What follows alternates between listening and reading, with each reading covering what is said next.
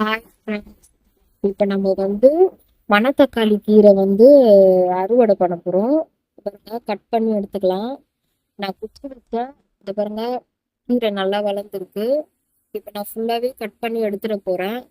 ஏன்னா வந்து நம்ம வேற குச்சி வச்சுக்கலாம்னு சொல்லிட்டு நான் கட் பண்ணிட்டேன். இங்கே பாருங்க எவ்வளோ லெத்தாக வளர்ந்துருக்குதுன்னு. மணத்தக்காளி வந்து எவ்வளோ அழகாக வளர்ந்துருக்குது பாருங்க. இது வந்து நல்லா சுகருக்கு நல்லது. வயிற்று புண்ணு கூட ஆற்றும். அதனால இந்த கீரை வந்து நம்ம சாம்பார்ல போட்டு சாப்பிடலாம், பொரியல் வச்சு சாப்பிடலாம். இங்க பாருங்க, நான் கீரை நிறைய வளர்ந்துருக்கு பாருங்க. பார்க்கிறதுக்கு கொஞ்சமா இருக்கிற மாதிரி தான் இருக்கும், ஆனா நிறைய இருக்கும். நீங்களும் வளங்க. நம்ம கீரை வாங்குறோம்ல, அந்த கீரையில வந்து இந்த மணத்தக்காளி கீரை எடுத்துட்டு வெறும் அந்த குச்சி நட்டாலே போதும். இந்த பாருங்க, நம்மளுக்கு எவ்வளவு கீரை கிடைச்சிருக்கு. கடகடன்னு வளர்ந்துரும். நம்ம வச்சு ஒரு 5 நாள் நமக்கு வந்து துளிர் விட்டுரும் இலைங்கெல்லாம். நம்ம வந்து அதுல இலைலாம் இல்லாம வெறும் குச்சி மட்டும் நட்டாலே போதும் மண்ணுல. அதுவே நிறைய வளர்ந்துரும். இங்க பாருங்க, நான் எல்லாத்தையும் கட் பண்ணிட்டோம்.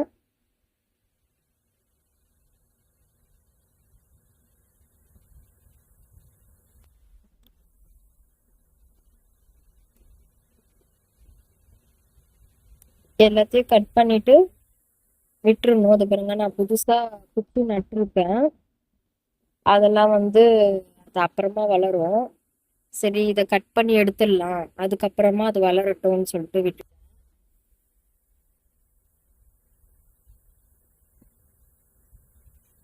எவ்வளவு அழகா வளர்ந்துருக்கு பாருங்க.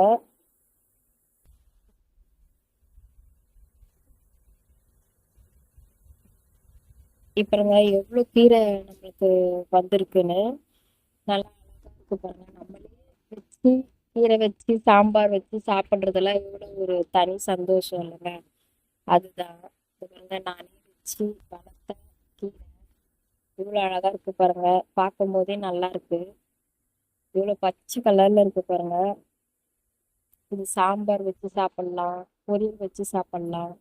நீங்களும் இதை ட்ரை பண்ணி பாருங்க. வெறும் பூச்சி வச்சு பாருங்க. Bye friends.